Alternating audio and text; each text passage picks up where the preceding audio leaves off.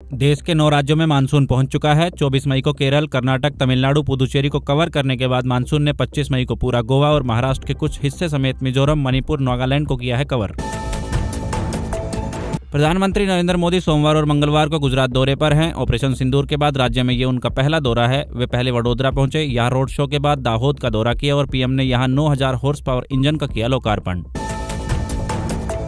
प्रधानमंत्री मोदी ने रविवार को एनडीए शासित राज्यों के मुख्यमंत्रियों और उप मुख्यमंत्रियों के साथ दिल्ली में बैठक की। सूत्रों ने बताया कि उन्होंने नेताओं को ऑपरेशन सिंदूर और इससे जुड़े मुद्दों पर टिप्पणी करने पर दी है चेतावनी। मोदी ने एनडीए नेताओं से कहा कि उन्हें हर मुद्दे पर बोलने की जरूरत नहीं है, न ही गैर जरूरी बयानबाजी करने की जरूरत है।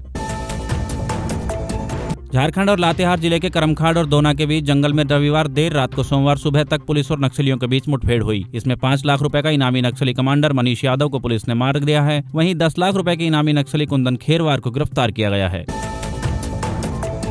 प्रधानमंत्री नरेंद्र मोदी आज सोमवार को गुजरात के वडोदरा पहुंचे। पीएम ने एयरपोर्ट से एयरपोर्ट गेट तक करीब 1 किलोमीटर लंबा रोड शो किया। इस रोड शो में सिंदूर सम्मान यात्रा का दिया गया है नाम। पीएम मोदी के स्वागत के लिए कर्नल सोफिया का परिवार भी पहुंचा था। प्रधानमंत्री नरेंद्र मोदी ने रविवार को भाजपा एनडीए शासित 19 राज्यों के सीएम और डिप्टी सीएम के साथ दिल्ली में बैठक की थी। इसमें गृह मंत्री अमित शाह, रक्षा मंत्री राजनाथ सिंह, भाजपा राष्ट्रीय अध्यक्ष जेपी नड्डा भी रहे मौजूद। इस बैठक में पीएम मोदी ने कहा कि जाति जनगणना उनकी सरकार के उस मॉडल की दिशा में एक कदम है जिसके तहत वे हाशिए पर खड़े लोगों और हर क्षेत्र में पिछड़े लोगों को विकास की मुख्य धारा में लाएंगे। मणिपुर में 13 फरवरी से लागू राष्ट्रपति शासन के खिलाफ इम्फाल में मैतेई संगठन कोकोमी ने राजभवन का किया घेराव। बड़ी संख्या में प्रदर्शनकारियों ने राजभवन में घुसने की है कोशिश, जिसके चलते सुरक्षा बलों ने प्रदर्शनकारियों को एम सेक्टर गेट के पास ही रोक दिया। पंजाब में भ्रष्टाचार के मामले में गिरफ्तार किए गए विधायक रमन अरोड़ा की विजिलेंस हिरासत में अचानक तबीयत बिगड़ गई है। इलाज के लिए सिविल अस्पताल जालंधर से एक टीम जालंधर के विजिलेंस ऑफिस भेजी गई थी। वहां पर जब इलाज से फर्क नहीं लगा तो उन्हें कड़ी सुरक्षा के बीच रात के वक्त सिविल अस्पताल में लाया गया। सूत्रों के मुताबिक विधायक के पेट में दर्द और सांस लेने में आई थी दिक्कत। बीते दिन शनिवार को 23 नए कोरोना केस आए थे सामने, जिनमें महाराष्ट्र के ठाणे में 8, राजस्थान कर्नाटक में 5, उत्तराखंड हरियाणा में 3, मध्य प्रदेश इंदौर में 2 और यूपी के नोएडा में 1 मामला आया था सामने, जिससे कुल एक्टिव केसों की संख्या पहुंच गई है 363 पर। आसाम के मुख्यमंत्री हिमंता बिस्वा शर्मा ने सोमवार को कांग्रेस सांसद गौरव गोगोई की विदेशी पत्नी एलिजाबेथ कोलबन के पाकिस्तानी कनेक्शन को लेकर फिर से सवाल किया है। उन्होंने एक्स पर ट्वीट किया, जिसमें सीनियर कांग्रेस नेता रिपन बोरा के हवाले से बताया गया कि कांग्रेस सांसद गौरव गोगोई की पत्नी पाकिस्तान सरकार से ले रही थी सैलरी।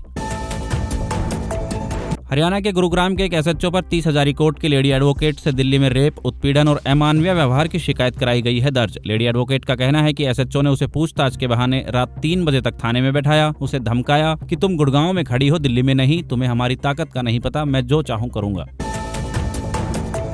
हरियाणा में भाजपा के पूर्व मंत्री रामविलास शर्मा ने विवादित बयान दिया है, जिसमें रविवार को भिवानी में रामविलास शर्मा ने कहा कि भगवान परशुराम ने 21 बार धरती से आतंकवाद समाप्त किया था। फरसा उनका हथियार था, उसे कई लोग परमाणु बम कहते थे। ये फरसा अरुणाचल प्रदेश में है, जहां पर ब्रह्मपुत्र नदी का उद्गम स्थान है। पाकिस्तान के लिए जासूसी के आरोप में पकड़ी गई हरियाणा की यूट्यूबर ज्योति मल्होत्रा का आज 26 मई को रिमांड खत्म हो रहा है। हिसार पुलिस उसे तीसरी बार कोर्ट में करेगी पेश। इससे पहले पुलिस ने इकोनॉमिक सेल ने ज्योति 2 दिन से पूछताछ कर रही थी। हालांकि पुलिस के हाथ ज्यादा कुछ नहीं लगा है। हरियाणा में आज पूरे प्रदेश में बारिश का अलर्ट जारी है। सोमवार सुबह 3 जिलों में बूंदाबांदी और बरसात हुई। इसमें पानीपत, पलवल और नूंह है शामिल। फरीदाबाद में भी देर रात तक बरसात हुई थी। इसके अलावा भिवानी, रोहतक, गुरुग्राम, सोनीपत और नारनौल में बादल छाए हुए हैं। फतेहाबाद, यमुनानगर और जींद का मौसम रहेगा साफ। आईपीएल 2025 के 69वें मुकाबले में आज मुंबई इंडियंस का सामना होगा पंजाब किंग्स से। यह मैच जयपुर के सवाई मानसिंह स्टेडियम में शाम 7:30 बजे से शुरू होगा। दोनों ही टीमें सीजन में पहली बार होंगी आमने सामने। बॉलीवुड एक्ट्रेस प्रीति जिंटा हाल ही में आरवी वीमेंस वेलफेयर एसोसिएशन के एक इवेंट का हिस्सा बनी थी। उन्होंने न सिर्फ इस इवेंट से इमोशनल पोस्ट शेयर किए हैं, बल्कि शहीदों की पत्नियों के लिए 1 करोड़ रुपए की सहायता राशि भी दान की है। हफ्ते के पहले कारोबारी दिन आज यानी सोमवार 26 मई को शेयर बाजार में तेजी है। सेंसेक्स करीब 500 अंक चढ़कर 82,200 के स्तर पर कर रहा है कारोबार। निफ्टी में भी करीब 150 अंक की आई है तेजी। ये पहुंच गया है 25,000 के स्तर पर। भारतीय लग्जरी होटल चेन द लीला की पेरेंट कंपनी स्लोस बेंगलोर लिमिटेड का आईपीओ आज यानी 26 मई से सब्सक्रिप्शन के लिए ओपन हो गया है। रिटेल निवेशक इसके लिए 28 मई 2025 तक बोली लगा सकते हैं। वहीं 23 मई 2025 को एंकर इन्वेस्टर्स बोली लगा सकेंगे। इस इश्यू के जरिए कंपनी 3500 करोड़ रुपए चाहती है जुटाना। पाकिस्तान के प्रधानमंत्री शहबाज शरीफ ने रविवार देर रात इस्तांबुल में तुर्की के राष्ट्रपति रेचप तैयप एर्दोगन से मुलाकात की है। इस दौरान शहबाज ने भारत के खिलाफ समर्थन देने के लिए तुर्की का शुक्रिया अदा किया। दोनों देशों के नेताओं के बीच द्विपक्षीय संबंधों, क्षेत्रीय और वैश्विक मुद्दों पर भी हुई है बातचीत। बांग्लादेश की पूर्व प्रधानमंत्री शेख हसीना ने अंतरिम सरकार के मुखिया मोहम्मद यूनुस पर देश को अमेरिका को बेचने का आरोप लगाया है। उन्होंने कहा है कि मेरे पिता अमेरिका की सेंट मार्टिन द्वीप को लेकर रखी गई मांगों से सहमत नहीं हुए थे। उन्हें उसकी कीमत अपनी जान देकर चुकानी पड़ी। मैंने कभी सत्ता में बने रहने के लिए देश बेचने की नहीं की थी कल्पना।